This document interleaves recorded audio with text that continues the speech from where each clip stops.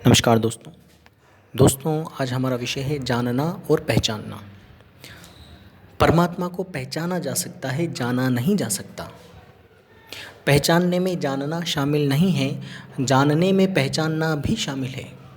मन की समस्त व्यवस्थाओं को हम जान सकते हैं और पहचान भी सकते हैं, लेकिन परमात्मा को हम कभी नहीं जान सकते। परमात्मा को केवल हम पहचान सकते हैं। केवल इतना बोध कि हम आइडेंटिफाई कर सकें, उसको पहचानना कहते हैं। हम हज़ार लोगों में या हज़ार वस्तुओं में किसी एक वस्तु को पहचान सकें, आइडेंटिफाई कर सकें, उसको पहचानना कहते हैं। लेकिन उसको जान नहीं सकते। जानने का मतलब ही, परमात्मा को जानने का मतलब ही वही हो जाना होता है, क्योंकि परमात्मा को केवल परमात्मा ही जानता है। कहने का मतलब सत्य को केवल सत्य ही जान सकता है। और चूंकि हम मन हैं, हम परम चैतन्य हैं, तो हम परम चैतन्य लेवल तक की सभी चीज़ों को जान सकते हैं, लेकिन परम चैतन्य परमात्मा को केवल पहचान सकता है। और पहचानने से ही उसकी यात्रा शुरू हो जाती है। पहचानने से ही परम चैतन्य स्वयं मिटने की यात्रा शुरू हो जाती है, क्योंकि जैसे वो जानने को आता है, उसके मिटने की यात्रा शुरू हो जाती है। जैसे एक बच्चा अपनी माँ को पहचानता है, उसको जानता नहीं है। जैसे कभी कभी हम किसी व्यक्ति को चेहरे से जानते हैं, कभी 10 वर्ष पहले मिले होंगे, अचानक से कोई मिलता है, तब हमको लगता है कि मैं पहचानता तो हूँ लेकिन जानता नहीं हूँ। इसी भांति हम परमात्मा को पहचानते हैं। और किस तरह से पहचान लेते हैं? जब उसकी कृपा होती है तो पहचानना भी उसी की कृपा से बनता है। जब उसकी कृपा होती है तब हमें पता चलता है कि जो भी दिखाई देता है, सुनाई देता है, समझ में आता है, अनुभव में आता है, वह तो सब परम चेतना का है, वह तो सब मन का है। और जो मन का है वो परमात्मिक हो नहीं सकता।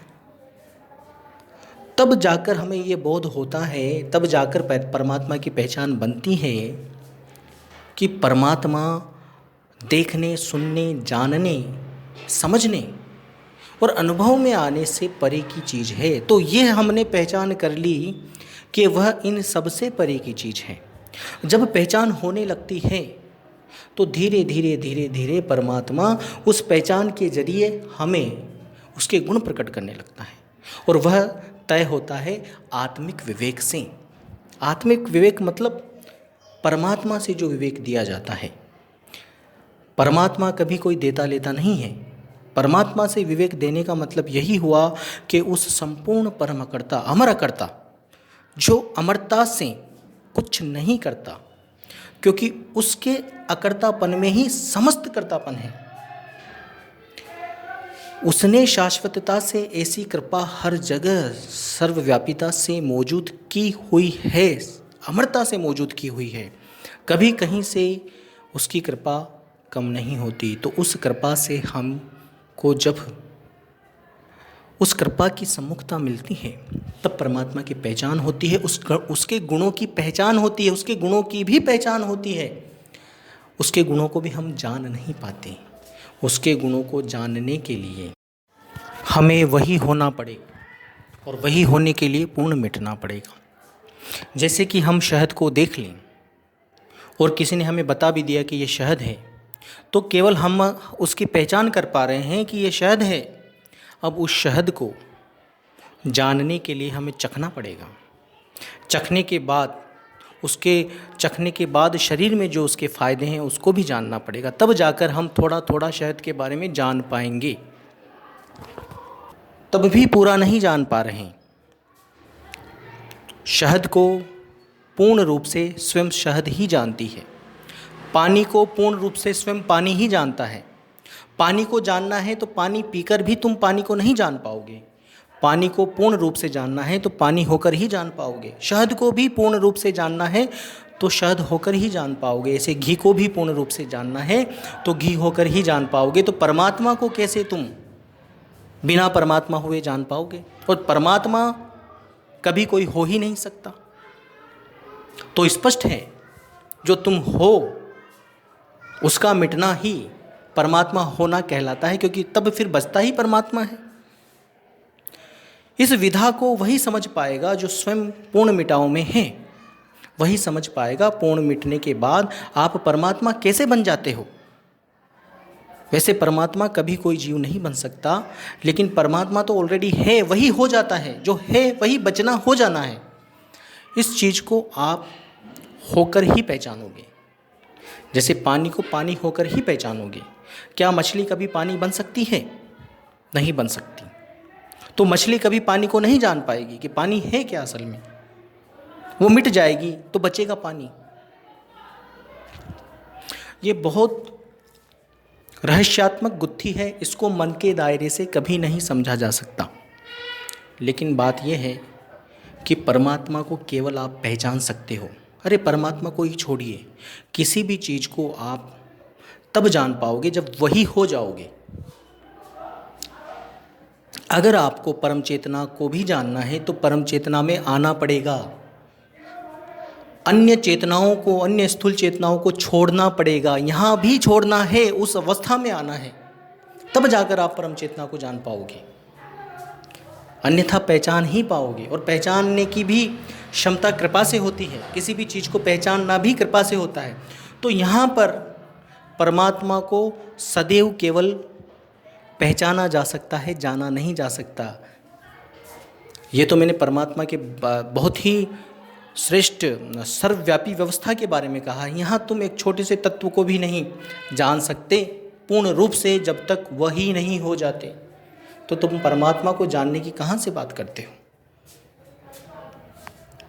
यहाँ लोग कहते चले जाते हैं कि तुम जानोगे नहीं तो पाओगे कैसे। अरे पाना ही जानना है। तो इतनी सारी अज्ञानता फैली हुई है, क्योंकि ज्ञान है तो अज्ञान साथ में रहेगा। अज्ञान मिटाना है तो पहले ज्ञान को हटा दो, अन्यथा तुम्हारे सवाल अज्ञानतावश उठ रहे हैं, और सारे के सारे सवालों के जवाब परमात्मिक कृपा से स्वयं को, अपने आप को आपको उपलब्ध हो जाएंगे। जब तक आप सवाल पूछ रहे हो तब तक सवाल पूछते ही रहोगे। सवालों पर विराम दो।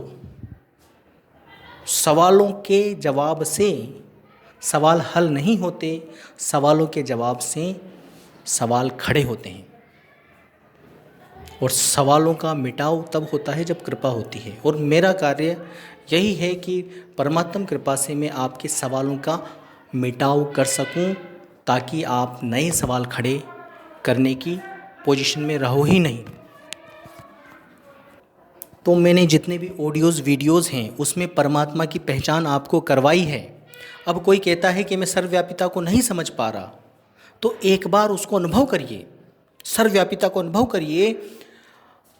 अनंत दिशाओं में अनंतता से परमात्मा के महासागर को आपके अंदर और बाहर एक बार फील करिए। जब फील करोगे तो फील के पार जाने लगोगे, क्योंकि वो फील वाले जो है एहसास है वह भी परमात्मिक अमर गुण से मिटने लगेगा। तब आप भावातीत अवस्था में आने लगते हो। और जब भावातीत एक ऐसी अवस्था है, भाव का मिटना ही भावातीत अवस्था में आना है, भाव अभाव का मिटना भावातीत अवस्था में आना है। और भावातीत अवस्था ही एक ऐसी अवस्था है, वो परम बुद्धि वाली अवस्था है, जहाँ पर आपके सारे सवाल समाप्त हो जाते हैं।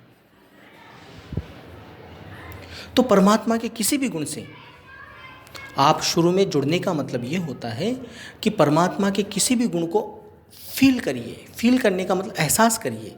परम अकर्तापन को, उसके अमर अकर्तापन को एहसास करोगे, तब सारे कर्ता आपको समझ में आने लगेंगे। सारे कर्ता भी और सारे अकर्ता भी। जितने अकर्ता हैं मन, मानसिक तल पर, मन के तल पर, अनंत सृष्टियों में जितने भी जैविक अकर्ता हैं, जो अकर्ता महसूस होते हैं, असल में वो अकर्ता है नहीं, वह सारे अकर्ता भी आपको समझ में आने लगेंगे। और कर्ता तो समझ में आने ही लगेंगे। कर्ता तो बेचारे अकर्ता से भी ज़्यादा अकर्ता हैं, वो तो बिल्कुल परफेक्ट कठपुतलियाँ हैं। जितने भी कर्ता हैं वो परफेक्ट कठपुतलियाँ हैं। बड़े से बड़े लेवल का कर्ता क्यों ना हो, वो बिल्कुल inch by inch, micro inch by micro inch fixed है। और उसके आने वाले अनंतों युग और पिछले अनंतों युग फिक्स्ड थे और फिक्स्ड हैं। तो ये फिक्सेशन भी तो अकर्ता है। जो जितने भी मूवमेंट हो रहे हैं अनंतों सृष्टियों में, अनंतों तत्वों से, चाहे किसी भी विध का, किसी भी गुण का तत्व क्यों ना हो, जितने भी मूवमेंट हो रहे हैं वो सब फिक्स हैं। इसी फिक्सेशन को आप अकर्तापन से जोड़ सकते हो। तो जितने भी मूवमेंट हो रहे हैं और जो मूवमेंट नहीं हो रहे हैं, जितने भी कर्ता हैं, जितने भी अकर्ता हैं सृष्टियों के, वो सब परम अकर्ता के आधार पर हैं, इसीलिए फिक्स्ड हैं। आधार परमात्मा का है इसलिए फिक्स्ड हैं। उनके मूवमेंट भी फिक्स हैं और जो मूवमेंट नहीं हो रहा है वह भी फिक्स है। इसका मतलब आप समझिए, आधार किसका है? परमात्मा का है। तो सब कुछ नियोजित है, सब कुछ सुनियोजित है, तरीके से है, सिंक्रोनाइज्ड है, सर्टेन है। लेकिन इतनी बड़ी सृष्टि है, इतने सारे वेरिएबल और कॉन्स्टेंट्स हैं कि हम सब डिस्टर्ब हो जाते हैं। हम सोचने लगते हैं सब कुछ अनसर्टेन है। अरे नहीं, फ्लो, स्वतंत्रता से बहो, बस कुछ नहीं करना, प्रकृति को समर्पित होकर, मस्त होकर, स्वतंत्र होकर बहो और परमात्मा के किसी भी गुण से जुड़ जाओ। तुम्हारा काम था परमात्मा की को पहचानना, वो पहचान लिया अब तुमने, अब वो हो जाना है। और वो हो जाने के लिए जो वो नहीं है उनसे हट जाना है।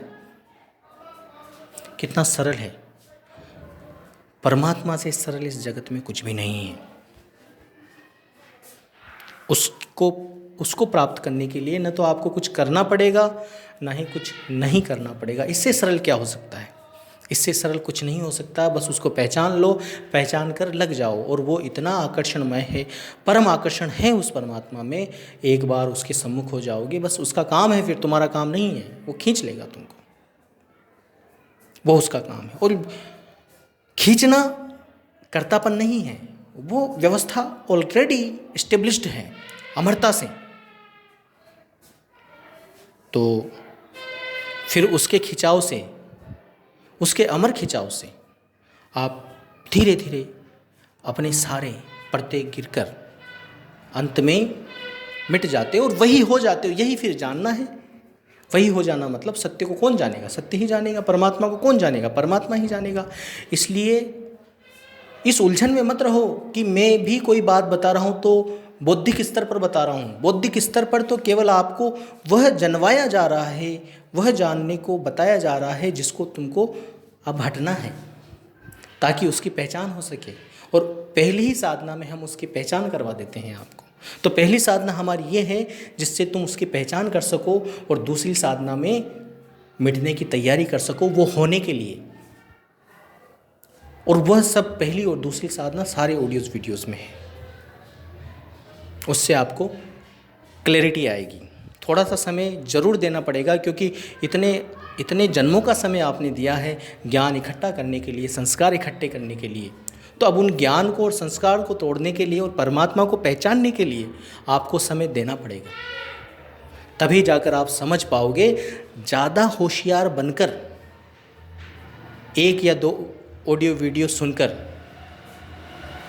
प्रश्नों की लड़ियाँ मत लगाया करें, क्योंकि वह प्रश्न जो आप पूछ रहे हो कहीं ना कहीं बता चुके होते हैं। तो पहले सुनिए, सुनना सीखिए, उसके बाद फिर आप पहचानना सीखोगे परमात्मा को। और परमात्मा तक पहुंचना की पहली कड़ी है पहचानना। उसकी पहचान हुई, काम बन जाएगा। क्योंकि एक बार पहचान हो गई किसी भी जन्म में, तो निश्चित उस तक पहुंचने की शुरुआत हो गई।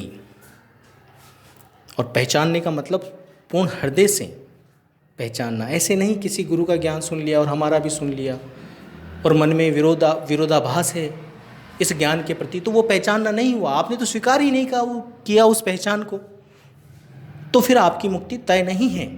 जब हृदय से पहचान स्वीकार हो जाएगी आपको, तो आपकी मुक्ति तय हो जाएगी। ये है परमात्मा की महिमा। धन्यवाद।